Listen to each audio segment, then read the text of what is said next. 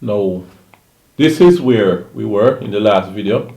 We used Green's theorem. We saw that Green's theorem was shorter than using the line integral, alright? But just for practice with our double integration, let's consider doing this again. But this time we will do we did dy dx, but let's do dx dy this time, alright? Just for the sake of practice. What we did before was to stack up these elements upwards and then sideways, right? Let's stack them sideways first this time and then upwards. So we're going to have to get rid of these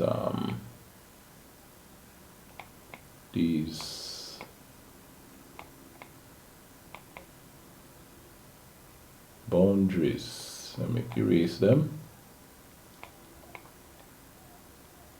Alright, so just a quick review. Remember what we did. We found the line integral of this vector field around using Green's theorem, going around this this triangle. We did it before by direct line integration, then we use Green's theorem. Now we're going to still use Green's theorem, but this time we do it in a different order, in the double integration in a different order. We're going to keep to the dx dy now. Now here, we found that p was 2x plus y, so delta p by delta y was 1. That's a partial derivative, and then we also found that q was 3x minus 2y, so partial of q with respect to x was 3, and then we put the 2 outside the integration sign, dx dy. We switch around for dy dx from summing up the elements upwards and then sideways. Let's sum them sideways and then upwards this time. So let's just erase what we did before. We know the answer we should get is 2. Alright. Now here, we're summing dx dy. If we should go across, we would sum from here these small elements, individual elements, we stack them up. So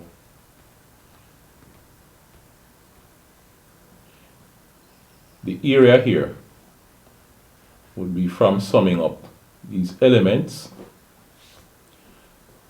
as x changes. So it's delta x. Remember now, the area of each element is width by height, which is delta x by delta y. We sum them from left to right first. We would have moved from 0 to 1, but as we go up, we see that we no longer start at 0. We start somewhere else, but we always end at 1. So we're summing up to 1 as we change x. So we need a function for x. We need to transpose this and say x is equal to half y over 2. Alright, we could write it as y over 2. Y over 2. Alright? So we sum from anywhere along this slanted line, which is y over 2 to y. Alright? And then, for the y now, we would have to stack these lines, these lines going across upwards, and we sum them from 0 to 2. We stop at 2. Alright?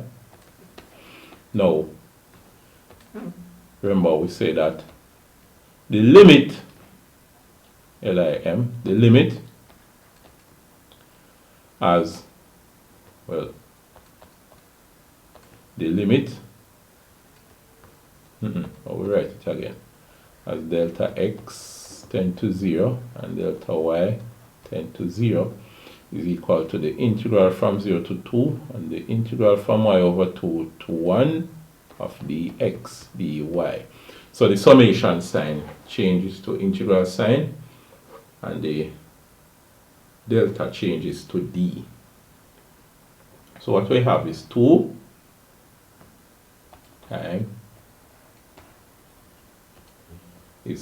times the integral from 0 to 2, the integral from y over 2 to 1 of 1 dx dy. I wrote the 1 here, you don't necessarily have to write it though, but it is there. Alright? Remember, when we're doing double integration, we see that if you're looking in a book or watching some other video or a website, usually they don't put the 1 there. But you can't put it there. Alright, so it's 2 times the integral from 0 to 2 of the integral with respect to x first and then dy later on. So what's going to happen within here? This is going to be, when you integrate 1 with respect to x, you get x. And the boundaries of integration are from y over 2 to 1. Okay. So this is 2 integral from 0 to 2 of, well, here you substitute the upper boundary for x, which is 1, minus substitute the lower boundary for x, which is y over 2. And dy. So what do you get for that now? It's 2 integral from 0 to 2 of, oh, alright, that's it. We can't simplify this part any further, so we have to make it stay. So what we do, we say 2 times, we're going to integrate this now with respect to y. 2 times, when you integrate 1 with respect to y, you get y minus, integrate y with respect to y, get y squared over 2. It's 2 times the 2 here, which was before. So it's y squared over 4. And we're going from 0 to 2. So this is equal to 2 times what now? Substitute 2 minus 2 squared over 4.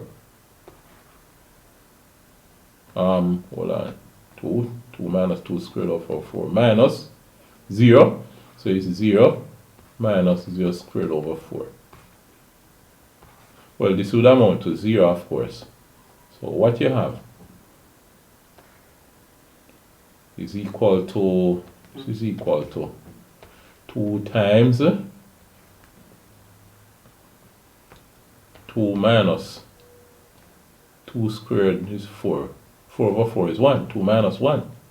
So it's 2 times 2 minus 1 is 1. We give you back the 2. Right, so we get back 2 for our answer here.